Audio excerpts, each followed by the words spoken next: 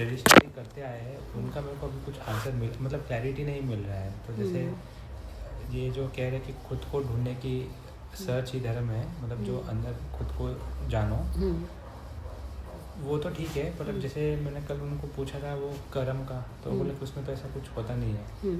तो अभी कुछ भी बुरा करना है कि नहीं करना फिर उसका, तो अगर कुछ है ही नहीं उसका रिजल्ट नहीं, ऐसा नहीं उन्होंने कहा कि कुछ भी नहीं है। उन्होंने कहा जो हमको सिखाया जा रहा है वो गलत सिखाया जा रहा है। जैसे उन्होंने बताया कि भाई आपको ये सिखाया जा रहा है कि पिछले जन्म के कर्मों का फल ये हो रहा है, तो फिर पिछले जन्म और जन्म, फिर और जन्म, ऐसे ऐसे। तो जो सिखाया जा रहा है वो गलत तरीके से सिखाया जा रहा है। जो भगवान महावीर ने कहा ना, जैसे उन्होंने वस्तु सहा वो धम्मो कहा कि वस्तु का स्वभाव धर्म है, ऐसे ही जब उनसे पूछा गया कर्म क्या है, तो जो एकदम शॉर्ट परिभाषा जो महावीर एक साइंटिस्ट की तरह थे।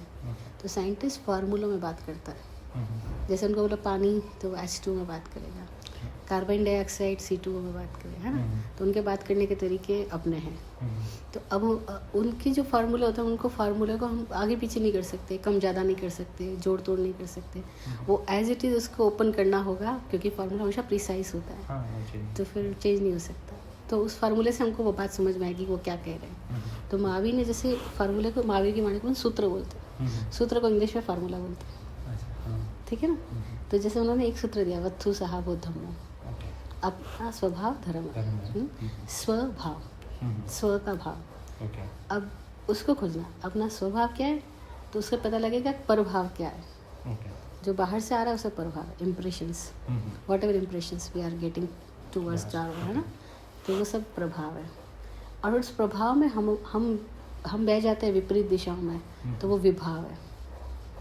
हम विकृत हो जाते हैं, कभी इस दिशा में कभी उस दिशा में, कंफ्यूज रहते हैं। तो हम स्वभाव में नहीं रहते, हम विभावों में रहते हैं, है ना। विकृत भाव में रहते हैं, विपरीत भाव में रहते हैं, विविध भाव में रहते हैं। स्वभाव क्या है, जिन्होंने जाना उन्होंने बोला सच्चिदानंद, उन्होंने बोला मौज, है ना। जैसे स्वामी जी है, विराट गुरु जी है, जब भी इनको कोई प्रणाम करते, कोई बात करते, तो विराट गुरु जी कहते थे मस्त रहो, स्वामी जी कहते मजे करो। दोनों एक ही बात कहते हैं, मौज में रहो, क्योंकि मौज में रहना हमारा स्वभाव है, परेशान होना हमारा विभाव है ना। तो जब भी स्थिति आएगी तो कुछ ना कुछ से मैं क्या चुनूं, बस मौज चुनना। तो सिचुएशन तो तरह तरह की आएगी लाइफ में, ऐसा तो नहीं आती है, पर फिर अपने आप से पूछना क्या चुनूं, परेशानी चुनूं, मौज चुनूं, बस फिर मौज ही चुन लेना। तो जैसे मौज चुनते जाओगे वैसे वैसे स्वभाव में आते जाओगे, धर्म में आते जाओगे, ठीक है। ये हम प्रैक्टिस अगर एक ही प्रैक्टिस कर लेना, तो हम अपनी दिशा में आ जाएंगे। ये प्रैक्टिस 24/7 हो जाए कि मुझे अपने स्वभाव में रहना है, मौज को चुनना है, परेशानी को नहीं चुनना, ठीक है, वॉट एवर सिचुएशन कम्स। दूसरी बात पूछ रहा, कर्म क्या है ना, कर्म कैसे बनते हैं। तो भगवान महावीर की जो फार्मूला है, हम क्यों बात उनकी कर रहे हैं, क्योंकि वही प्रामाणिक है हमारे लिए, हम उनके प्रमाण से बात कर रहे हैं अभी, है ना। तो उनकी ऑथेंटिक वॉइस बोलती है कि पमायम कम्म माहंसु अपमायम तहावरम। इसका अर्थ होता है प्रमाद कर्म है, दुख करना, प्रमाद कर्म है। कर्म को उन्होंने क्या बोला, प्रमाद।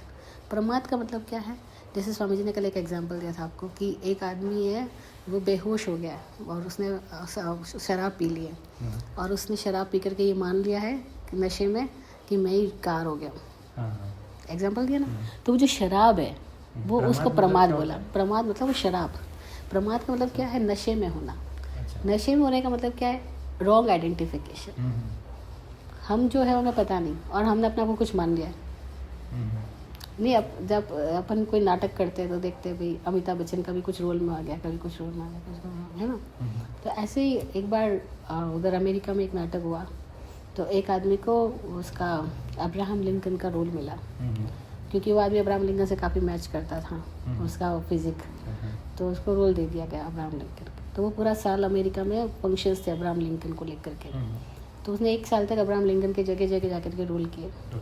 अब 1 साल के बाद वो भूल ही गया कि वो अब्राहम लिंकन नहीं है, वो अपने आप अब्राहम लिंकन ही मानने लग गया, और वो ऐसे ट्रीट करा जैसे मैं अब्राहम लिंकन हूँ, वैसे ही कपड़े पहन रहा, दूसरे कपड़े पहनने को रेडी नहीं है, तो अब लोगों ने उसको इतना समझा, भाई तुम हो नहीं, तुमने एक रोल किया था, तुम बाहर आ जाओ। वो कहते मैं हूँ।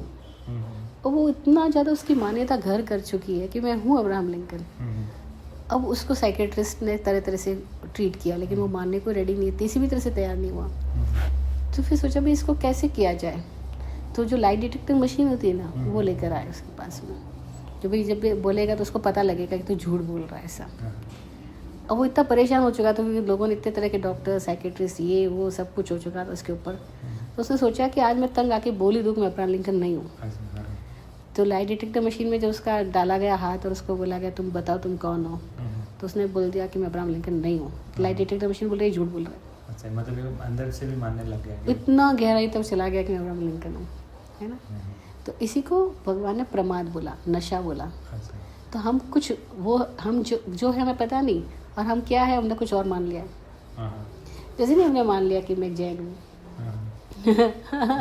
तो मानी हुई बात है ना, जानी हुई बात तो है नहीं जैन हूँ। अच्छा, हमने क्यों माना? क्योंकि हम जैन कुल में पैदा हुए। अच्छा, सवाल पैदा करो कि क्या डॉक्टर के घर में बच्चा पैदा हुआ तो वो पैदा होने से डॉक्टर हुआ? ना। डॉक्टर होने के लिए उसको समथिंग कुछ करना पड़ेगा ना। अभी 20-25 साल कुछ पढ़ाई वढ़ाई करेगा, कुछ नॉलेज रिक्वायर्ड करेगा।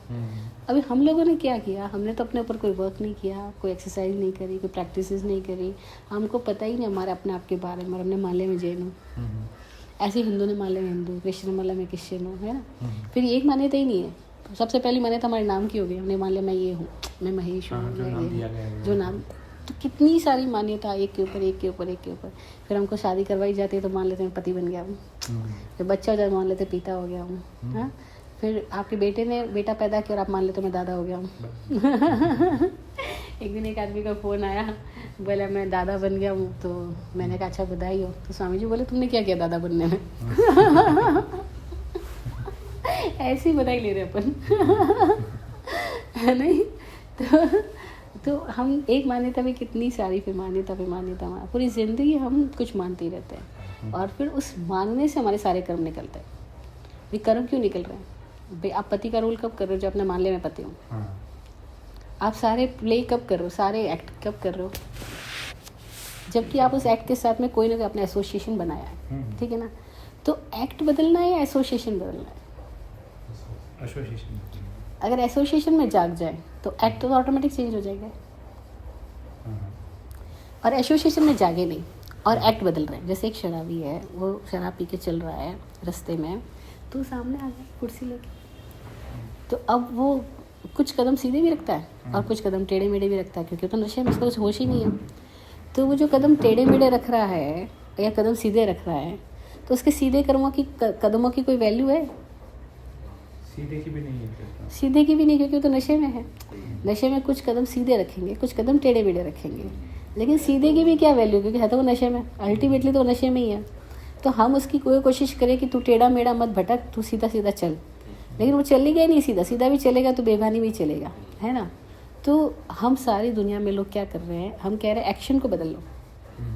भगवान महावीर ने नहीं कहा एक्शन को बदल लो, उन्होंने कहा एक्शन जहाँ से आ रहे हैं उस व्यक्ति को उसके नशे से बाहर निकालो। उसको ये होश आ जाने दो कि तुम हो क्या। तो अगर धर्म आ गया तो कर्म खत्म हो गया, क्योंकि धर्म का मतलब आपने ये जान लिया मैं हूँ क्या। तो अब आपसे जो कर्म निकल रहा है वो क्योंकि होश में कर्म निकल रहा है, तो आपको कर्म का बंधन नहीं होता। और जो काम बिना होश के कर रहे हैं वो चाहे सो कॉल्ड एथिकली अच्छे हो या बुरे हो, एथिकली गुड भी हो सकते हो, लेकिन आपको फिर भी बंधन हो रहा है, बिकॉज आपने उसके साथ एसोसिएशन बना रखा है कि मैं ये हूँ। जैसे अभी अपन एग्जाम्पल देखते हैं अपन समाज में लोग दान कर रहे हैं, मंदिर बना रहे हैं, धर्मशालाएं कर रहे हैं, ये कर रहे हैं, वो कर रहे हैं। अब उन लोग बोलेंगे बहुत अच्छा कर्म कर रहे हैं, बहुत पुण्य कर रहे हैं, दान कर रहे हैं, ये कर रहे हैं, लेकिन इन सब की ज़िंदगी को देखो, ये वैसे ही तनाव में है, वैसे ही बेचैन है, वैसे ही झगड़े कर रहे हैं, फिर नाम दान करके भी नाम के लिए झगड़ा फसाद कर रहे हैं, एक संस्था दूसरी संस्था से लड़ रही है, ये है वो है। तो क्या हम उनको धार्मिक बोलेंगे? पर वो सामने वाले ने तो अच्छे कर्म से दे दिया, वही हमको लग रहा है अच्छे कर्म, पर वो उसका अच्छा कर्म क्या था, उसके पीछे क्या प्रेरणा काम करे, ख्याल करो। What was intention behind? नाम चाहिए या पुण्य चाहिए? भाई आप इन्वेस्टमेंट पैसे के थ्रू कर रहे हो या पुण्य के कारण कर रहे हो? आपको पैसे का लालच देके आपके मैं काम करवाती हूँ, कोई तुम ये माल खरीदो, तुमको इतना प्रॉफिट होगा, यू विल बाय। कुछ प्रॉफिट है, मतलब कुछ प्रॉफिट है, कुछ गेनिंग ही हुआ, तो आदमी के अंदर में सेम बिजनेस ही काम कर रहा है वहाँ पर भी। तो हम उसको क्यों गुड बोल रहे हैं? क्योंकि इससे हमको फ़ायदा हो रहा है, हमको समाज को फ़ायदा हो रहा है, सो कॉल्ड समाज को फ़ायदा हो रहा है। वो बोल देता है ये अच्छा कर्म हुआ। लेकिन महावीर क्या बोल रहे हैं कि तुम्हें ज्ञान ही नहीं है, तब तक तुम जो भी करोगे वो दया नहीं हो सकती। और ज्ञान अपनी स्थिति है और दया ज्ञानी से पैदा हुई स्थिति है, पर हम अपनी स्थिति में तो है ही नहीं, और फिर बाहर स्थिति को बदलना चाहेंगे तो कैसे बदलेंगे भाई? हम तो ज्ञान में आए ही नहीं है, हम तो अपने होश में आए ही नहीं है, और हम सोच रहे हम दया करने चले जाए, तो वो दया नहीं होगी। हमारा अहंकार भरेगा, हमारा फिर लालच भरेगा, और हमारे से कुछ कर्म समाज की नज़रों में तो अच्छे होंगे, लेकिन अल्टीमेटली खुद के लिए तो सब गलत ही है, क्योंकि हम खुद गलत है। अच्छा, जो खुद गलत है उससे जो निकलेगा वो क्या होगा? गलत ही होगा। भाई जो पोछा सफाई कर रहा है, अगर वो पोछा खुद मैला होगा पूरा घर ही गंदा पूरा घर ही गंदा ही होएगा ना। तो ऐसे ही तो हो रहा है। हम सब चाह रहे हैं कि भाई तुम सफाई कर दो, पर अल्टीमेटली वो मैल ही दे रहा है सब चारों ओर, क्योंकि वो खुद मैला है। पहला स्टेप है सिर्फ अपने को जानना ही स्टेप है। हाँ, इसीलिए जो पहला स्टेप है वही अल्टीमेट स्टेप है। अच्छा। पहले कदम पे अगर यात्रा पूरी नहीं हुई तो आखिरी पे कैसे पूरी होएगी? अच्छा। क्योंकि आखिरी भी होगा तो एक ही कदम। भाई पहला कदम भी एक ही कदम है, और आखिरी कदम भी एक ही कदम है। भाई कदम तो एक टाइम एक ही हो सकता है। अगर पहला राइट कदम है तो वो आपको पहले ही कदम पे अपनी मंजिल का दर्शन कराएगा। Isn't it clear? एक ही स्टेप है तो एक ही स्टेप हो गया, तो एक ही स्टेप राइट हो गया तो सब राइट हो गया, और एक ही स्टेप रॉन्ग हो गया। अभी क्या हो रहा है? सारे सो कॉल्ड धर्म समाज, धर्म संस्थाएं, धार्मिक दुनिया, एवरीवेयर पहला ही कदम गलत है, तो पहुंचेंगे ही नहीं। तो एक ही स्टेप लेना है, वो भी रॉन्ग एक ही स्टेप रॉन्ग ले लिया है। मैंने क्या रॉन्ग ले लिया? एक बाहर की दिशा में धर्म करने को समझ लिया है। सारा धर्म करना किस दिशा में समझाया जा रहा है? समझा जा रहा है बाहर की दिशा में समझाया जा रहा है ना। बस वो पहला स्टेप गलत हो गया। हाँ, ये समझ गया। अभी जैसे अभी एक वो कोई ऐसे में, मतलब क्योंकि सामयिक में बैठे बैठे करना क्या, तो मैं आपको बताऊँ, कोई इंग्लिश ट्रांसलेशन है इसका आगम, तो उसमें जैसे वो 5 पाप लगे, वो फिर उसका भी क्या वैल्यू कुछ नहीं है अभी फ़िलहाल के लिए। मतलब जब तक अपने आप को जानते नहीं तो उनका क्या करना, वो स्टेप्स कोई इतने वैल्यू नहीं। किताब पढ़ने का क्या चीज़ का? नहीं, जैसे जो ऐसे सब ये 18 पाप हैं, वो सब जैसे किसी को मारना, झूठ बोलना, चोरी, इनकी कोई वैल्यू ही नहीं जब तक हम खुद को नहीं जानते। इन सब के लिए भगवान महावीर ने क्या बोला? उन्होंने बोला, उनसे सवाल किया गया कि फिर तो चलने में, उठने में, करने में सब में पाप है। हाँ, वो सब में तो है। तो उन्होंने क्या बोला? नहीं, अगर जागृति से है तो कुछ भी पाप नहीं है, और अजागृत दशा में तो सब पाप। जागृति में आप खा रहे हो, पी रहे हो, चल रहे हो, उठ रहे हो, बैठ रहे हो, सो रहे हो, कुछ भी पाप नहीं है। पर किसी और को तो कष्ट हो ही रहा है। नहीं, हो ही नहीं सकता। जागृति आदमी से कोई और कष्ट अगर ले रहा है तो उसकी चॉइस है, लेकिन आपकी तरफ से किसी को कष्ट नहीं हो सकता, क्योंकि आप खुद कष्ट में नहीं हो। नहीं समझा? ऐसे नहीं, जैसे मैं तो जाके अंडा खाया तो सामने वाला मुर्गी तो बेचारी कष्ट में नहीं, हो ही नहीं सकती। अगर आप जागृत हो और आप अंडा भी खा रहे हो तो आपके भीतर से क्या निकल रहा है? अगर जागृत व्यक्ति, अभी हमें नहीं आइडिया ना, क्योंकि हमें जागृति का आइडिया नहीं है। हाँ, अभी हमें जागृति का बिल्कुल आइडिया नहीं। अभी हमारे लिए जागृति एक वर्ड है खाली, है ना, वो मियर वर्ड है। इसके पीछे कोई भी हमारे पास परिस्थिति, मतलब कोई हमारी अपनी उपस्थिति एहसास नहीं है इसके अंदर में। जो जागृति है वही स्पेशियसनेस है और सामर्थ्य है, और वही स्वभाव है। वही स्वभाव, जो जागृति है वही स्वभाव है। तो जागृति यही है ना, स्पेशियसनेस और सामर्थ्य। अब इसको अलग अलग नाम अपन देंगे, बट लेकिन जो स्थिति है, हाँ, आपके हिसाब से मैं जागृति के कदम बढ़ रहे हैं तुम्हारे, ऐसे जागृति की दिशा में कदम है। और जब जागरण घटित होगा तब तुम्हें अपने आप से पूरा डिफरेंस पैदा हो जाएगा। Whatever you are and whatever you seem you are, दोनों में पूरा डिफरेंस पैदा हो जाएगा। उसको जागृत दशा बोला, जिसको भेद विज्ञान बोला ज्ञानियों ने, कि अब जो मैं हूँ और जो मैं दिखाई पड़ रहा हूँ, दोनों का स्पष्ट अंतर खुद के ही अंदर समझ आ जाएगा। जैसे अभी ये बल्ब है, बल्ब के अंदर इलेक्ट्रिसिटी है, लेकिन हम इस बल्ब के जलने को बल्ब का जलना बोल रहे हैं, लेकिन बल्ब अलग है, इलेक्ट्रिसिटी अलग है। तो जिस बल्ब को ही पता लग गया, या जिस इलेक्ट्रिसिटी को पता लग गया कि मैं इलेक्ट्रिसिटी बल्ब नहीं हूँ, अब मैं इलेक्ट्रिसिटी तो मैं बल्ब में हूँ, ट्यूब में हूँ, किसी में पंखे में हूँ, क्या फ़र्क पड़ रहा है? तो जिस इलेक्ट्रिसिटी को पता लगे मैं इलेक्ट्रिसिटी हूँ, मैं बल्ब नहीं हूँ, पंखा नहीं हूँ, ट्यूब नहीं हूँ, ये नहीं हूँ, वो नहीं हूँ, तो वो इलेक्ट्रिसिटी अपने आप में सजग हो गई, वो कॉन्शियसनेस है, वो जागृति है। तो भगवान महावीर ने एकदम स्पष्ट बोला, पाप क्रिया में नहीं है, कर्ता अगर मूर्छित है यानी अजागृत है, यानी शराब पी रखी है, अपना एग्जाम्पल दे रहे हैं, यानी बेहोश है, तो उससे जो भी निकलता है वो सब कर्म है। तो कर्म का संबंध कर्म से या क्रिया से नहीं है, कर्ता से। Who is doer? अगर करने वाला होश में है, वो जागृत हो गया है, तो उससे जो भी क्रिया निकलती है उसमें पाप हो ही नहीं सकता, क्योंकि पाप का संबंध अंडा, मांस, मछली इससे नहीं है, विगन, नॉन विगन इससे नहीं है। पाप का संबंध आपसे है, आप क्या हो। पाप क्रिया में नहीं है, कर्म में नहीं है, पाप कर्ता में, डूअर में। अब हमारा सबसे पहले रॉन्ग आइडेंटिफिकेशन क्या हो गया फिर ये वहाँ पे कि हमने कर्म को मैं समझ लिया है। पर मैं नहीं हूँ। हाँ, कर्म मैं नहीं हूँ। कर्म हमारे से, हमारी छाया है, हमारे से निकल रही घटना है। हम राइट हो गए तो हमारी छाया ऑटोमेटिक राइट हो जाएगी। ऐसा भाव पुरुष छाया कर्म, भाव पुरुष है जो छाया है वो उसका कर्म है या स्त्री है, कुछ ऐसा बोल दो ऐसा।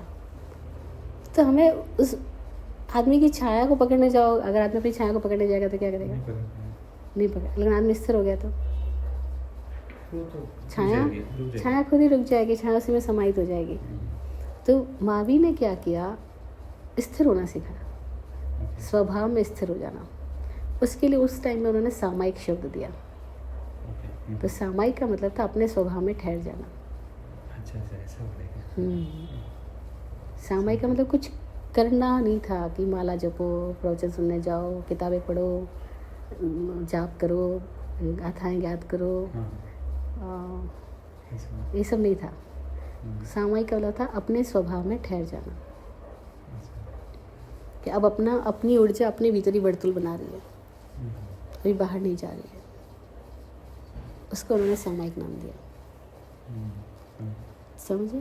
तो उसी सामायिक में अपने स्वभाव में ठहरने के लिए कल हमने जैसे नाद ब्रह्म का प्रयोग किया था, ध्यान का प्रयोग किया था।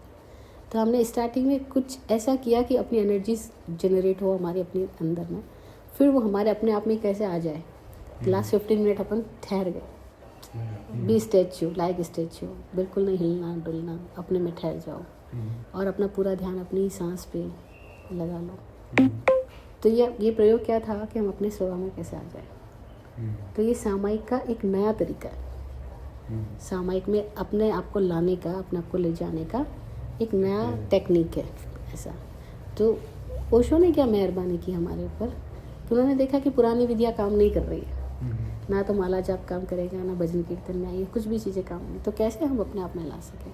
क्योंकि आदमी के अंदर में बहुत सारी सक्रियताएं हैं, तो पर उसको अपनी सक्रियता को एक सही दिशा दे दो। तो एक्टिविटीज़ को मोड़ दिया हमने हमिंग करके, 30 मिनट्स ऑफ हमिंग। हमारे अंदर की जो एक्टिविटीज़ है उसको फुल फॉर्म में लाओ, फुल इंटेंसिटी से अब हमिंग करो। तो हमारी पूरी एनर्जी, जो भी करने वाली एनर्जी है, जो भी डूइंग एनर्जी है, वो हमिंग में लगा दो।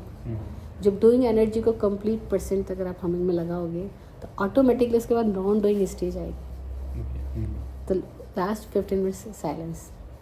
In each meditation technique of Osho, last 15 minutes is always in silence. तो साइलेंस के स्वभाव में ठहर जाओ कि आप जो ऊर्जा आपने पैदा कर ली है उसको पूरा अपने आप की दिशा में ले आओ ऐसा। तो सामायिक करने के ही नए नए तरीके समय समय पे ज्ञानियों ने हम लोगों को दिए कि किसी भांति आदमी सामायिक में आ जाए, स्वभाव में आ जाए। और एक बार खुद में आ गया तो खुद के अंदर आँख खुलने लगेगी। अभी खुली नहीं, अभी हम जिसको आँख खुलना कह रहे हैं वो आँख नहीं खुली है। अभी हम जो कुछ देख रहे हैं वो मान्यताओं और विचारों से ही देख रहे हैं। और मान्यता और विचारों से देखने को ज्ञानियों ने कहा अंधे की लकड़ी। मतलब अंधा कैसे लकड़ी लेके चलता है, तो हम मान्यताओं की लकड़ी लेके चलते हैं। हमको किसी ने ये लकड़ी पकड़ा दी वेगनिज्म की, किसी ने लकड़ी पकड़ा दी वेजिटेरियन की, किसी ने लकड़ी पकड़ा दी कि ये पाप है, किसी ने लकड़ी ये पुण्य है, किसी ने ये लकड़ी पकड़ा दी ये किस शादी होती है, दूधी होती है, ऐसे सब कुछ सारी बातें, all ethical values, all types of dos and don'ts all are sticks of blind person. तो अज्ञानी लोग लकड़ियाँ पकड़ाते हैं, अंधे आदमी अंधे को लकड़ी देते हैं। ज्ञानी आदमी आता है, वो बोलते हैं तुम लकड़ी मत पकड़ो, तुम आँख का ऑपरेशन करा लो। जब तुम खुद ही देख लोगे तो तुमको किसी भी लकड़ी की ज़रूरत नहीं है, या किसी डूज डोंट्स की ज़रूरत नहीं है। तुम अपने प्रकाश में खुद देखोगे मुझे कहाँ गुजरना है, कहाँ नहीं गुजरना है। देन आप अपना दीवारों से सिर फोड़ोगे नहीं, ज़्यादा गेट है वहाँ से बाहर निकल जाओगे, तो तुम टकराओगे नहीं। जब टकराओगे नहीं तो तनाव ही नहीं आएगा, लहू लुहान ही नहीं होंगे, तो बस फिर पाप हुआ ही नहीं। पाप का मतलब तनाव, पाप का मतलब टकराना, पाप का मतलब जहाँ पतित हुए, प्राणधारा नीचे गिरी, परेशानी आई, उसको पाप का है। पर ये सारा पाप होगा ही कब? तो तब होगा जब तक अंधे हो, बेहोश हो। तो उन्होंने क्या एक वन वर्ड दिया पाप के लिए, बोला बेहोशी पाप है, होश पुण्य है। तो इसका संबंध आपकी अवस्था से हुआ, आपकी क्रिया से नहीं हुआ। ठीक है। और पूरा अभी तक जो जैन समाज में मोस्टली सारी शिक्षाएं हैं सब क्रिया के ऊपर ही है। होश की सामायिक है और सामायिक की सम्यक है। सामायिक की सम्यक है, सम्यक दशा। और होश ही सामायिक, होश में ठहर जाना, होश में रहना, वही सामायिक है। सम्यक ज्ञान मतलब जानना, ज्ञान मतलब जानना, दर्शन मतलब अनुभव जो हमको हो रहा है। जो अभी हम जान के देख रहे हैं वो दर्शन है? नहीं, हम पहले देख रहे हैं, देखने से जानना पैदा हो रहा है, देखने से जानना पैदा होना। तू अभी मुझे क्या कर रहा है? देख रहा है, और देखने से जान रहा है। हर स्थान पे पहले देखना पैदा होता है, चाहे वो सेंसेस के थ्रू हो, चाहे वो विदाउट सेंसेस हो। 5 सेंसेस के थ्रू जो देख रहे हैं वही दर्शन है। वही दर्शन। पर वो जो दर्शन 5 सेंसेस के थ्रू हो रहा है, उसको नहीं भगवान ने सम्यक दर्शन बोला। सम्यक दर्शन हमारी वो स्थिति जहाँ हमारा दर्शन जो है वो सब्जेक्टिव है, ऑब्जेक्टिव नहीं है, ऐसा, उसको सम्यक दर्शन बोला। जो दर्शन है वो हम कह सकते हैं कि साउंड ऑफ साइलेंस, क्योंकि वो दर्शन होता ही तब है जब आपके भीतर कोई ऐसी स्थिति है जहाँ आप उस क्षण में साइलेंट होते हो। अदरवाइज हमारे अंदर विचार का आना दर्शन पे आवरण है। विचार है, जितना हम विचारों की दुनिया में खोए हैं उतना ही हमारी दृष्टि नहीं जागी है। दृष्टि है लेकिन उसके ऊपर इतना सारा आवरण आवरण आवरण आ गया विचारों का। दृष्टि कहीं गई नहीं है, लुप्त नहीं हुई, वो वहीं खड़ी है, क्योंकि वो हमारा अपना होनापन है, आर ट्रू बीइंग है। लेकिन उसके ऊपर इतने सारे पर्दे विचारों के आ गए, और विचारी मान्यताएं हैं, विचारी कंडीशनिंग्स है, विचारी मेमोरीज है, विचारी सारी डिज़ायर्स है। ये सब विचारों के फॉर्म में ही सब चीज़ें आ रही, डिज़ायर्स भी, मेमोरीज भी, कंडीशनिंग्स भी, सारी कंपेरिजन्स भी, नहीं सारा कैलकुलेशंस भी, सब विचारों के फॉर्म में आ रहा है। और ये सब हमारे भीतर एक, जिसका हम नाम दे रहे हैं मन, उसका निर्माण कर रहा है। बट ये सब एक पर्दा है, पर्दा पर्दा पर्दा पर्दा, अपने पर्दे का नाम मन दे दिया है। और जब इसके थ्रू देख रहे हैं तब तक सारा परसेप्शन बिगड़ा हुआ है। और जो बिना इसके थ्रू देख रहा है उसको परमात्मा ने सम्यक दर्शन बढ़ दिया, कि अब उसका दर्शन, उसका देश देखना जो है वो सम्यक हुआ, समय मात्रा में हुआ। अब मन के थ्रू नहीं देख रहा है, वो डायरेक्ट देख रहा है, डायरेक्ट देख रहा है। और वो डायरेक्ट इसी क्षण हो सकता है, कोई अगले पल की बात नहीं है, कोई अगले पल की बात नहीं है, इसी क्षण की बात है। और हर क्षण की बात है, क्षण क्षण की बात है। मतलब क्षण क्षण हम चाहे तो विचारों में चले जाएं, हम चाहे तो बिना विचारों के नॉन जजमेंटल ऑब्जर्वेशन अपने में डेवलप करें, ऐसा क्षण क्षण की बात है। क्योंकि हम क्षण क्षण विचारों को चुन लेते हैं, और क्षण क्षण ऐसा भी हो सकता है हम विचार में ना जाएं। यह हर क्षण की बात है, इसलिए क्षण क्षण जागृति साधने की बात है, क्षण क्षण जागृति साधने की बात है। जैसे हम कार ड्राइव कर रहे हैं या चाहे पैदल भी चल रहे हैं सड़क पे, तो हमें क्षण क्षण हमारे पैर सेलेक्ट करते हैं किधर रखना है किधर नहीं रखना है, इतना ट्रैफिक है, कहाँ टकरा जाएंगे, कौन पत्थर है नीचे, कंकर है, कांच है, ये है वो है। क्षण क्षण हमारे भीतर में से ऑटोमेटिकली सिलेक्शन पैदा होता है कि किधर पैर रखना किधर नहीं रखना। तो वो प्री डिस्टाइंड नहीं हो सकता, वो प्री डिसाइडेड नहीं हो सकता, वो स्पॉन्टिनिटी में ही होता है। इसलिए life is always in spontaneity. Life क्षण क्षण है और क्षण क्षण हमें सजगता साधनी है। इसलिए ध्यान भी ऐसा नहीं है कि 1 घंटा कर लिया खत्म हो गई बात। हर पल ध्यान में रहना। हाँ, पर 1 घंटे की प्रैक्टिस इसलिए कि हम अपने में आना सीखें। फिर ये प्रैक्टिस ही फैलती जाएगी, 24 घंटे पे आएगी ऐसा। फिर अपनी लाइट में जब देखने लगोगे तो तुम्हारा विवेक ही तुम्हारे को डिसीजन देगा क्या करना क्या नहीं करना। तब कृष्ण के लिए किसी समय क्या करना, उनका अपना डिसीजन के अंदर से आया कि उठा रथ का चक्का और फेंक, तो उनको कोई और नहीं दे रहा है डिसीजन, उनके भीतर से आया और उनके शरीर ने वो काम किया। अब लोग बोलेंगे अरे श्री कृष्ण ने मना किया था, ये क्या कर रहे हैं भाई। तुम कह सकते हो जो मना किया था वो क्षण अलग था श्री कृष्ण का, अब क्षण अलग है श्री कृष्ण का, और उनके 2 क्षणों को हम लकीर में नहीं बांध सकते, हम किसी के भी 2 क्षणों को नहीं बांध सकते, क्योंकि वो मन के रहित है वो क्षण। वो उस क्षण की जागृति में उनके भीतर से जो कौंधा, बस वो घटना उनके साथ हो गई। तो अब चरित्र की परिभाषा क्रिया में नहीं है, चरित्र की परिभाषा है इस क्षण आपके भीतर जो उठा वही आपने किया, वही आपसे निकला, तो वो चरित्र है। चरित्र का संबंध कोई बंदी बंधाई धारणाओं, नीतिक मर्यादाओं, नियमों, रूल्स रेगुलेशंस या समाचारी से नहीं है, किसी भी तरह की समाचारी जो साधु लोग बनाते हैं कोड ऑफ कंडक्ट, उससे नहीं है। चरित्र का मतलब आपके क्षण की जागृति में आपके भीतर से जो कौंधा और आपके साथ जो घटित हुआ, आपके भीतर से जो निकला, वही आपका चरित्र है।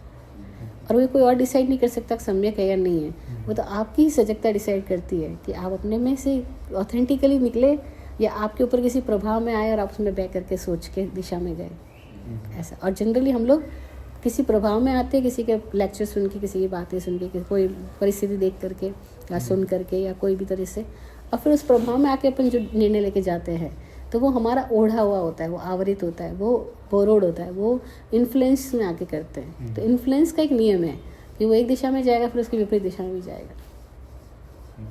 हाँ, इन्फ्लुएंस में घड़ी का पेंडुलम चालू रहेगा, स्वभाव में घड़ी का पेंडुलम नहीं है।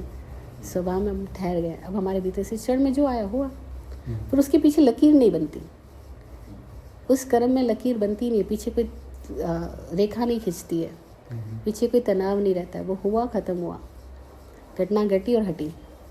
अब अगले पल कृष्ण को बोलो वो पहिया उठाने का या उसके बारे में सोचने का, वो बात खत्म हो चुकी है, उनके ऊपर से वो पानी बह गया है। अपन है तो उस बात को पकड़ के बैठ जाएंगे कि उस दिन ऐसा बोल दिया था, हाय बार बार मिच्छा में दुक्कड़म। जिंदगी भर आदमी अपने ही पापों, जिसको वो सो कॉल्ड पाप बोल रहा है, उसके लिए गिल्ट में रहता है, और थाउजेंड्स ऑफ टाइम्स वो अपने आप को मिच्छा में दुक्कड़म, सॉरी परमात्मा से सॉरी, उससे सॉरी, फलां से सॉरी, पर खुद से मिच्छा करते ही रहता है, करते रहते। मैं कहती हूँ तुम लकीरें और पैदा कर रहे हो बार बार सोच करके उस घटना को।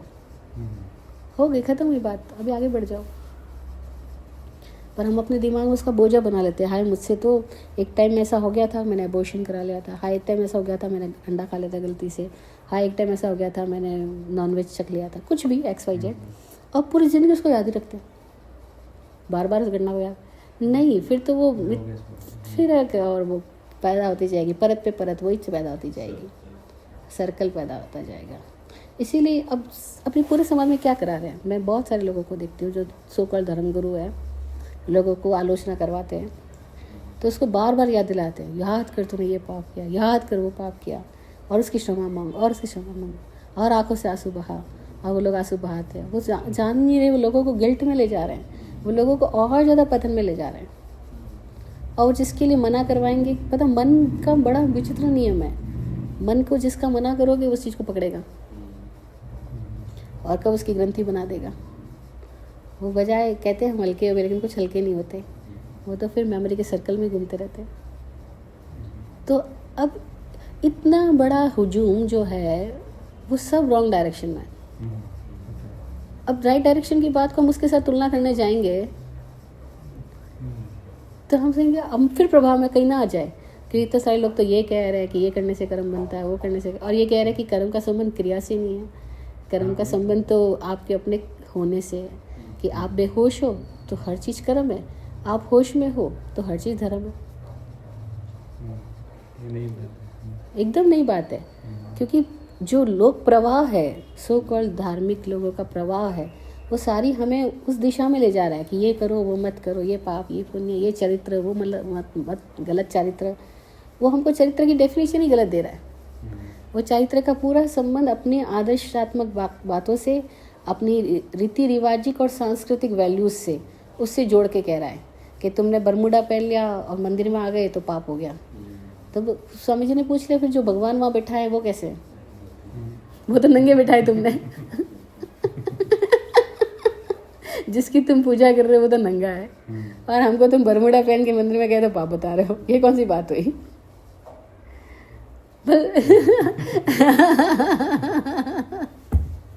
अब ऐसे लोग समाज सो कॉल्ड सामाजिक लोग स्वामी जी को तो गलत मानेंगे, लेकिन अब कोई सोचेगा नहीं, स्वामी जी तो अपना इंटेलिजेंस यूज कर रहे हैं कि भी तुम क्यों किसी को रोक रहे हो। वो क्या भगवान के मंदिर में जाने के लिए भी ऐसा होएगा? लेकिन इतनी सारी प्रथाएं, और प्रथाओं के नाम पे वो चरित्र को सौंप देते हैं। तो अपनी प्रथाओं को वो चरित्र का नाम दे देते हैं, रूढ़ियों को, रिवाजों को, जबकि वो चरित्र है ही नहीं। चरित्र के नाम पे सारा प्रदूषण है। तो हर एक व्यक्ति का इंटेलिजेंस वहाँ ख़त्म किया जाता है। वहाँ ये थोप करके कि तुम ये मानो, तुम ये करो, ये पाप है, ये पुण्य। और जो समझदार है वो अपना विवेक जगाएगा। मेमोरी और हाँ, चाहे और अभी जो हम जी रहे हैं वो सब मेमोरी बेस्ड ही चीज़ है।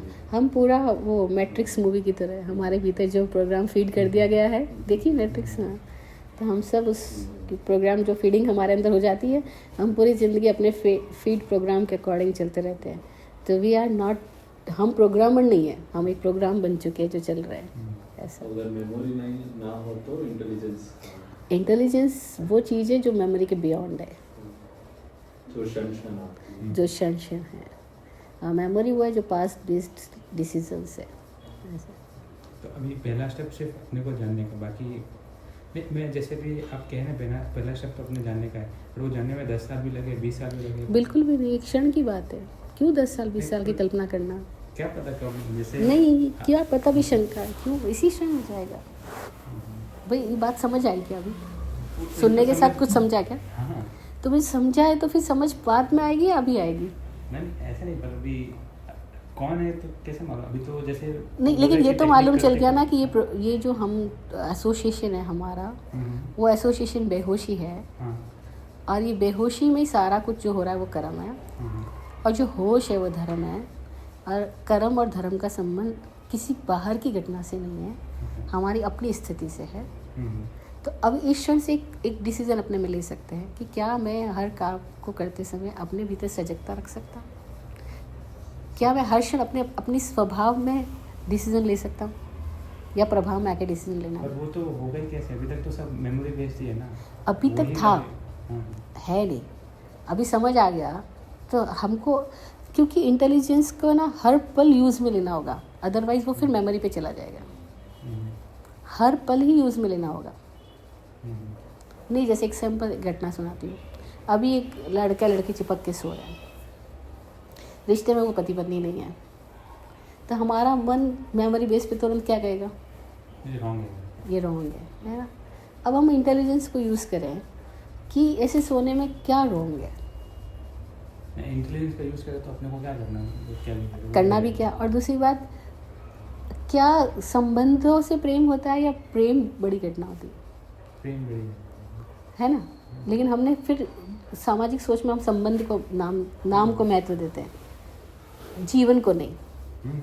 तो हर जगह हमने जीवन को तो गौण कर दिया और नामों को महत्व दे दिया, है ना? फिर आकृतियों को महत्व दे दिया, जीवन को गौण कर दिया। तो अब अगर हम इंटेलिजेंट हैं तो हम नाम आकृति में जाएंगे या हम जीवन में जाएंगे? जीवन में। तो बस हर क्षण हमको ऐसे चुनाव करना होगा। अंडरस्टैंडिंग ऐसी नहीं है कि आ गई और ख़त्म हो गई, या चली गई और चली गई। हर क्षण में ये राइट और रॉन्ग को चूज करते रहना। हर क्षण में अवेयरनेस को लाना होगा। जब हर क्षण अवेयरनेस आएगी, हम कहेंगे मेमोरी से क्यों देखूं।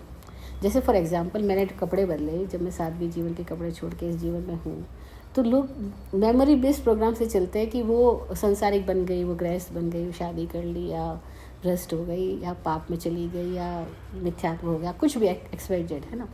मैं उनको बात करती हूँ, मैं कहती हूँ अगर आप इंटेलिजेंट हो तो आप मेमोरी को छोड़ो, आप एक क्षण में जाग करके देखो कि क्या कपड़े बदलना खाली गड़बड़ होना ही होता है, या कपड़े से इंसान होता है, या इंसान इंसान होता है।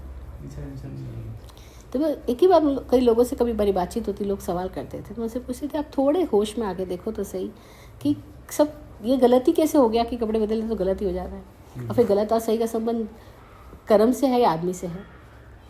और अगर मैं समझदार हूँ तो क्या मैं बेवकूफ़ी भरे डिसीजन लूँगी या समझदारी से लूँगी? और आप मेरे को सुनने जब आ रहे थे, आप मेरे कपड़ों की वजह से आ रहे थे या मेरी कोई ज्ञान भरी बातों की वजह से आ रहे थे?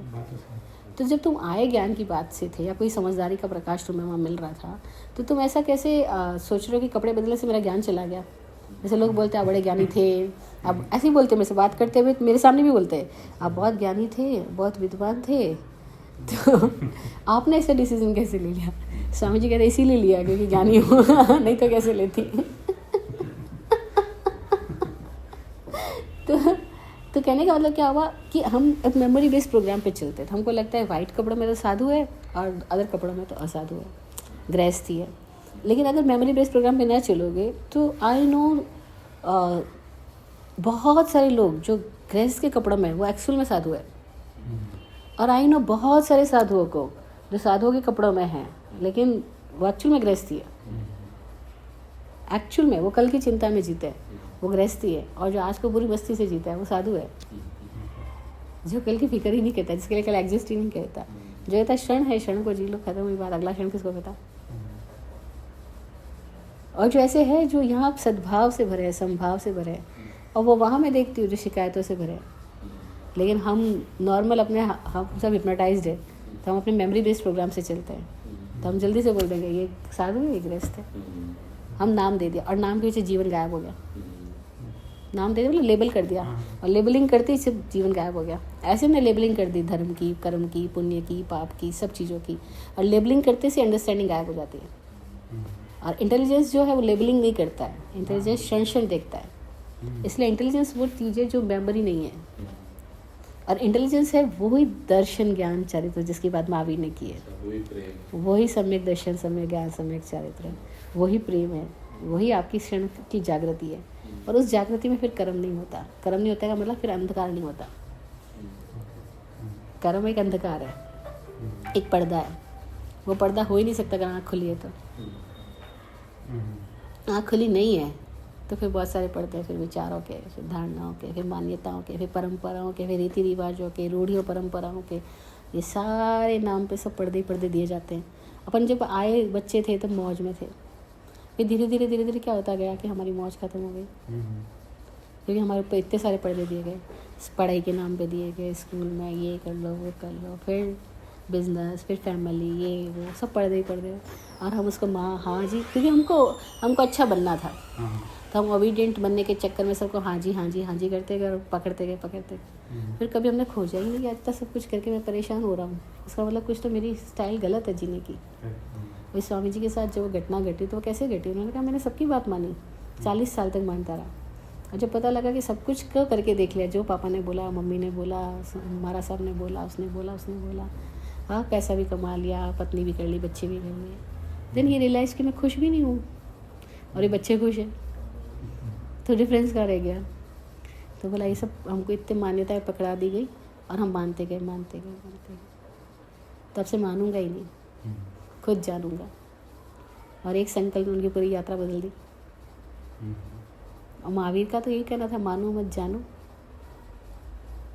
जानो और जिन बनो, जानकार बनो, ज्ञानी बनो। जानने से ज्ञानी होता है, मानने से नहीं होता।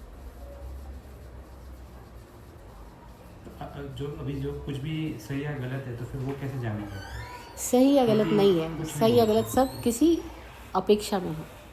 कल आपसे स्वामी जी बात करते बता रहे थे ना कि एब्सोल्यूट टर्म में कुछ सही गलत नहीं है। हम कहाँ खड़े उसके ऊपर है कि हमारे लिए क्या सही, हमारे लिए क्या गलत है ना? तो अभी मैं किसी के साथ गलत कर दूँ, कुछ ले लूँ, तो फिर वो गलत नहीं है। तुम जो कर रहे हो वही गलत नहीं है, तुम खुद गलत हो। अब तुम्हें करने को बदलना है अपने आप को, भाई कर्म जहाँ से निकल रहा है उसको बदलना है, मतलब या कुछ कर्म जागरूक को। हो जाएंगे तो ऐसा गलत काम करेंगे ही नहीं। हाँ। हाँ। एक पागल खाना था, तो उस पागल का निरीक्षण करने के लिए कोई समझदार आदमी पहुंचा, तो उसने पागल खाने के डॉक्टर से पूछा कि आपको पता कैसे चलता है कि ये पागल अब ठीक हो गया है, आप उसको रिलीज़ कैसे करते हो? तो उन्होंने कहा हम कुछ एक्सपेरिमेंट करते हैं। तो बोले कैसे? तो जैसे हमने एक एक्सपेरिमेंट किया, उसने बताया अपना एक्सपीरियंस कि बाथरूम में पानी का टैप हमने ऑन कर दिया, नीचे बकेट रखी है और पानी जाता जा रहा है और बकेट फुल हो गई है, पानी बाहर निकल रहा है। अब उस पागल को हम बोलते हैं कि बाल्टी से पानी बाहर नहीं आना चाहिए, तो क्या ऑप्शन है? बंद करने। अपने का बंद कर दो, और कोई है जो बकेट को हटा देगा लेकिन पानी बंद नहीं करेगा। जल्दबाजी में कोई बकेट से पानी बाहर नहीं आना चाहिए, तो उसने बकेट हटा दो, पानी तो बंद गया ही नहीं। तो अगर वो ठीक हो गया तो वो पहले नल बंद करेगा, ना कि बकेट हटाएगा। अगर वो ठीक नहीं हुआ तो वो बकेट हटाएगा। तो अभी हम सारे लोग एक्चुअल में देखें तो इस दिशा में हम पागल है, क्योंकि हम सारे लोग बकेट हटाने की कोशिश तो कर रहे हैं, कर्म बदलने की कोशिश तो कर रहे हैं, पर कर्म जहाँ से आ रहा है करता हाँ, वो बंद नहीं कर रहे। उसका जो बेहोशी है उसको तो हम बंद ही नहीं कर रहे हैं। वो एसोसिएशन से आ रहा है। वो रॉन्ग एसोसिएशन से आ रहे हैं, और वो तब तक नहीं रॉन्ग एसोसिएशन जाएगा जब तक हम राइट है क्या, हम क्या है पता नहीं चलेगा, हमको पता ना चले। और वो हमको एक्सपीरियंस करने के लिए हमको अपने आप की दिशा में जाना होगा, हाँ। और अपने आप की दिशा में जाने के लिए अपने आप के साथ बैठना होगा, कुछ प्रयोग करने होंगे। उसको परमात्मा ने सामयिक नाम दिया, अलग अलग समय में अलग अलग योगियों ने अलग अलग नाम दिए, है ना। तो नाम में ना जाओ, पर अभी हमारे पास कुछ ऐसी टेक्निक्स है जो ऐसे जागृत पुरुषों ने दी है जिससे अपने अंदर जाग घटित हो सकती है। ऐसा जाग मतलब जाग मतलब जागरण, अवेयरनेस। अवेयरनेस को भगवान ने अकर्म बोला और अनअवेयरनेस को भगवान ने कर्म बोला। जो बोला उनका वर्ड क्या, प्रमाद कर्म है। जैसे बोला स्वभाव धर्म है, ऐसे बोला प्रमाद अधर्म है या कर्म है। ठीक है। Is it clear? Thank you. Awareness ही जानना है। हाँ, अवेयरनेस में ही जानना पैदा होता है, अवेयरनेस से ही जानना आता है। विदाउट अवेयरनेस जो जानना है वो जानना नहीं, मानना है।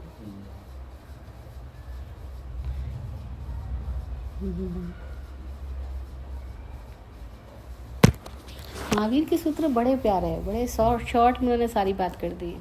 पर दिक्कत क्या है कि हमको इतनी सारी किताबें व्याख्याएं उलझा दी जाती है, जो सार है वो सार तो मिलता ही नहीं, और विस्तार में उलझ जाते हैं। और बिना सार के जो विस्तार है वो विस्तार ही का हुआ, वो तो कूड़ा हो गया। भाई फल के छिलके का महत्व है, क्योंकि अंदर फल है, हम छिलका हटाएंगे फल तक जाएंगे, और फल ही ना और छिलका ही छिलका हो तो मतलब ही क्या रहा उसका। तो अभी ये सब आगम वगैरह ये सब क्या है, मतलब जो उसमें लिखा गया है वो सब सही है? ऐसा ऐसा उस है समय ना, के लिए सही था, अभी इतना कुछ नहीं है। आगम जो है ना, उसमें जो जिसको हम किताबें बोल रहे हैं वो आगम नहीं है। किताबों को शास्त्र या सूत्र बोलते हैं। शास्त्र है, इनमें कुछ सूत्र है, कुछ आगम है। आगम का मतलब है वह जो ऑथेंटिक वॉइस जो महावीर जैसे किसी व्यक्ति के भीतर से निकली, तो उनके लिए वो आगम है। हाँ, हाँ, क्योंकि उन आगम का मतलब इम्पोर्टेड फ्रॉम द सोल, जो भीतर से आई आवाज़ है। तो वो आवाज़ उनके भीतर से आई जो खुद ऑथेंटिक हो गए, उनके लिए कोई एक भेद नहीं रहा भीतर बाहर दुनिया में, ब्रह्मांड और वो एक ही हो गए हैं। तो उनकी वॉइस को आगम बोला गया कि ये अंदर से आई आवाज़ है। उस जिसने सुनी उसके लिए वो आगम नहीं है, उसके लिए वो सूत्र हो गई, वो फार्मूला हो गई कि अब इसके माध्यम से मैं जहाँ खड़ा हूँ वहाँ से ये जहाँ खड़े वहाँ तक पहुँच सकता हूँ। सूत्र का मतलब ये करता था धागा, एक डोर। जैसे हम कुएं में डोरी डाल दी तो बाल्टी जहाँ है वहाँ से बाहर आ सकती है। तो ऐसे ये किसी भगवान जैसे व्यक्ति, किसी परमात्मा जैसे, किसी ज्ञानी पुरुष, किसी ऑथेंटिक व्यक्ति के अनुभव से कुछ आवाज़ आई, हमने पूछा तो उन्होंने हमारे लायक कोई बात बोली, तो हमारे लिए सूत्र हो गए। अब इन सूत्रों में से हम इस सूत्र का उपयोग करें और जहाँ है वहाँ से वहाँ पहुँच जाए जहाँ हमको होना है, तो सूत्र मज़ेदार है। अदरवाइज लोग सूत्र को इकट्ठा कर ले, गुत्थी बना ले, तो डोरी उलझा भी देगी। भाई वो डोरी जो सुलझने पर आपको एक दिशा से दूसरी दिशा में ले जा सकती थी, खींच सकती थी, वही डोरी उलझा भी देगी। तो आज क्या हो गया, सारे सूत्रों को लोगों ने गुत्थम गुत्थी कर दिया, सब बेल संबेल कर दिया, सब उलझा दिया। क्यों कर दिया? क्योंकि उन्होंने सूत्र का जो राइट प्रयोग करना था वो ओपनिंग तो की नहीं सूत्र की। शब्दों अभी क्या सिखाया जा रहा है परंपरा में, जैसे मैंने भी दीक्षा ली, बचपन से, दीक्षा से पहले से हमने सूत्र पढ़े रटे, और फिर हमारे गुरु जी क्या कहते थे, इसको रोज़ रोज़ रटो, रिपीटेशन। अब मैं 36वें अध्याय पे आ गई हूँ और मैं 18वां अध्याय भूल गई हूँ, तो मुझे इतना डांट पड़ती थी कि तुमने 18वां अध्याय क्यों भूल गए। तो मैं कहती यार आगे वाले याद करने में लगी हुई हूँ तो पीछे वाले भूल गए। तो फिर मैं माफ़ी मांगती उनसे, वो गुस्सा करते थे। फिर जो मेरी ज़िंदगी में विराट गुरु जी जैसे आए तो अब मेरे को सूत्रों के अर्थ खुलने लगे, कुछ और दिशा में मेरी जाने लगी। अब मुझसे वो वापस पुराने जो गुरु जी थे वो एक्सपेक्ट करते थे कि तू वो शास्त्र एज इट इज़ सुना जैसे पहले सुनाती थी। तो मैंने कहा मैं उस दिशा में प्रयास करूँगी, क्योंकि मेरे लिए वो महत्वपूर्ण नहीं है। वो शब्द एक बार समझ लिए गए, अब उन शब्दों के भीतर कुछ और निकल रहा है, मैं उसका स्वाद ले रही हूँ, उसका मुझे मज़ा आ रहा है। तो वो इतने नाराज़ हो गए। तो मैंने कहा अब आपकी नाराज़गी मुझे बेबुनियाद लगती है, इतनी बात से तो बस काफ़ी था। रास्ते अलग अलग हो गए। तो परंपरा में क्या सिखाया जाता है कि वो किताबों को पढ़ना, रटना और उसको बार बार रिपीट करना और उसी को स्वाध्याय नाम दे देते हैं। जो कि स्वाध्याय is a self introductory word, कि स्वनु अध्याय, खुद का अध्ययन करना। तो खुद का अध्ययन करने के लिए किताबों में जाना होगा कि खुद में जाना होगा? तो हम खुद में तो जाते ही नहीं है, पूरी ज़िंदगी किताबों को, गाथाओं को रटते रहते और पूरी परंपरा में बस शास्त्रों को पढ़ना, रटना, रिपीट करना, प्रतिक्रमण के नाम पे भी रिवीजन और उसी को वो प्रतिक्रमण समझ लेते हैं। तो इसलिए हम बार बार कहते हैं भाई कुएं भांग पड़ी, भाई कुएं में भांग पड़ी। अब किसको समझाने जाए? ये लाखों लोग उस दिशा में जा रहे हैं और लाखों लोग उस दिशा में धकाए जा रहे हैं। What can we do? तो महेश जैसे, हितिक जैसे कोई एक आध आदमी निकल के आ जाता है वहाँ से सुनने के लिए समझने के लिए।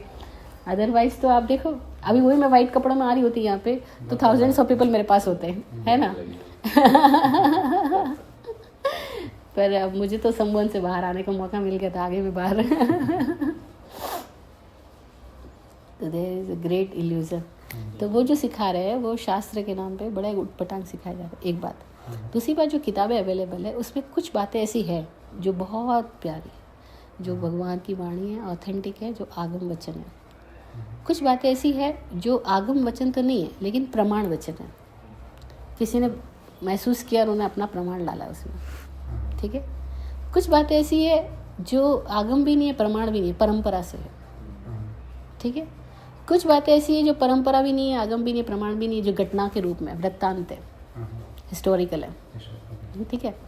तो अब हम जब पढ़े तो हमें अपनी इंटेलिजेंस का यूज़ करना होगा, तो हमें समझ में आएगा कि ये क्या है, ये क्या है, वो क्या है, ऐसा। अच्छा, उस दिशा में जाने में तो बड़ा लंबा टाइम लग जाएगा कि हम इतना खोजेंगे और फिर कुछ करेंगे।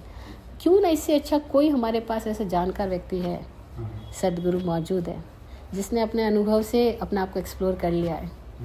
तो हम डायरेक्ट जो लाइट मिल रही है, तो हम डायरेक्ट लाइट से क्यों ना अपना लैंप भी उनके पास ले जाए और हमारे अंदर भी रोशनी जगा दें। ये एक दिया जल रहा है तो हम बुझे दिए हैं, तो क्यों ना हम जगते दिए के पास चले जाए, हमारा बुझा दिया भी जगा देंगे वो, है ना।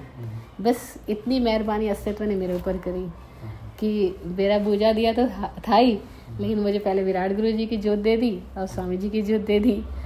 तो मैंने सोचा अब मैं बजाय उन अंधेर लोगों की दुनिया में बनी रहूं, मेरे को ज्ञानी पुरुष मिल गया तो फिर बात ही खत्म हो गई। फिर मैं अपनी जोत को उसकी जोत में मिलाऊंगी, अपने भीतर की जोत वहाँ से जगाऊंगी। तो इतना मज़ा होता है, ज्ञानी पुरुष मिल जाते हैं ना, सारा रास्ता आसान हो जाता है। मैं गुरु जी को बोलती थी आपने इतने सालों मेहनत की, आपको तो कोई अपनी ज़िंदगी में कोई ऐसा सदगुरु नहीं मिला जैसे हमको आप मिल गए। आपने इतनी किताबों को छाना, शास्त्रों को पढ़ा, इसमें से आगम निकाला, इसमें से रहस्य निकाल के आज आप हमको दे रहे हो, क्योंकि उन्होंने हमको ये ज्ञान दिया कि आगम के क्या अर्थ है, इसके सूत्र क्या है।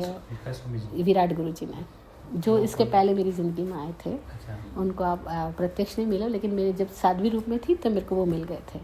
दीक्षा के 3रे साल मिले थे, तो दीक्षा के बाद मिले, और वो भी ऐसे ही थे, ऐसे कपड़ा में थे, मतलब नॉट इन साधु वेश बट एक्चुअल साधु, एक्चुअल गुरु, ऐसा।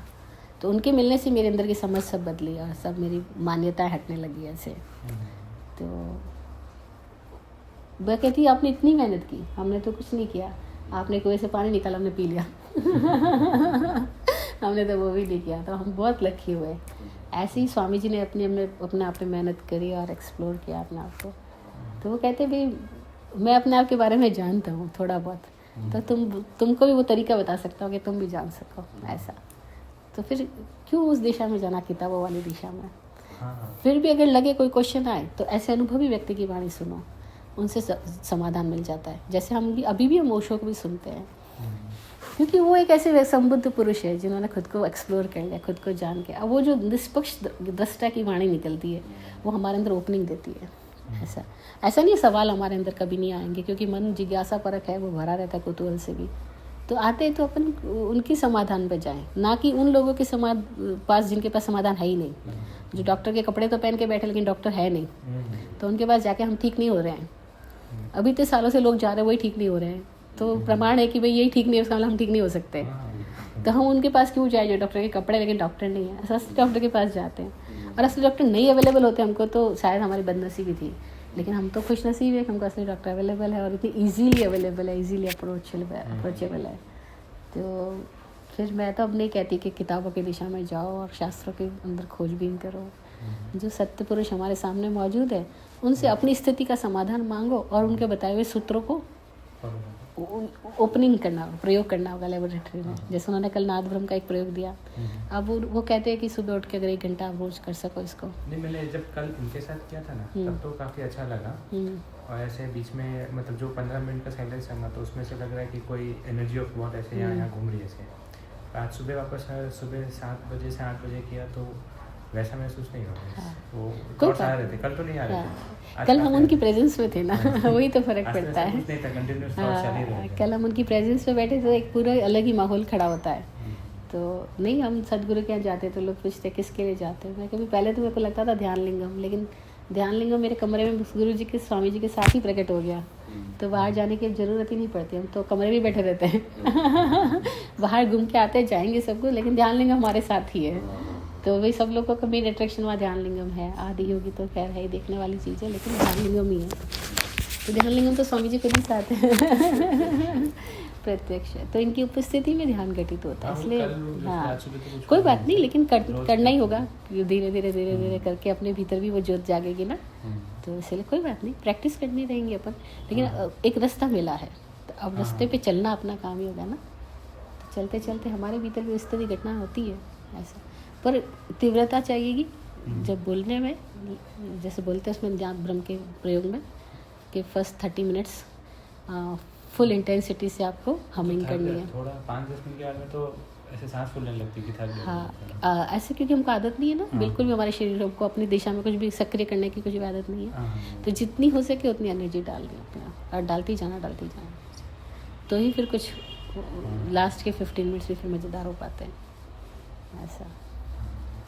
कोई बात नहीं, अभी तो हाँ शुरुआत की है हमने, लेकिन हमको मार्ग मिल गया। ऐसे मतलब अपने तरफ से तो ये हुआ कि कल मेरी पहली समाई थी ऐसे। हाँ ऐसा ही है ऐसे ही सामायिक के नए तरीके हैं अभी। हाँ, ध्यान के बहुत सारे प्रयोग हैं, बहुत सारी विधियाँ हैं, और हम पहले एक प्रयोग के माध्यम से हम करते जाए। जब स्थिति आएगी हमारे सामने नया प्रयोग और आ जाएगा। अब वो 15 मिनट के साइलेंस में क्या सोचते? कुछ नहीं, सोचना कुछ नहीं, अपनी सांस को ऑब्जर्व करना है। हाँ, या फिर कोई भी एक इंद्रिय पे, जैसे स्वामी जी कहते कान के तरफ ध्यान लगाओ, चारों ओर से जो भी ध्वनि आ रही है उसको ऑब्जर्वेंट होके देखो, सुनो, बस। तो कोई भी एक इंद्रिय, और सांस पे ज़्यादा, क्योंकि नाक के पास सांस आ रही है जा रही है, नाभि के पास, नाक पे या नाभि पे, ऐसा। अब 15 मिनट एकदम शिथिल शवासन हो जाए, या स्टैचू जो भी फॉर्म में है ऐसा।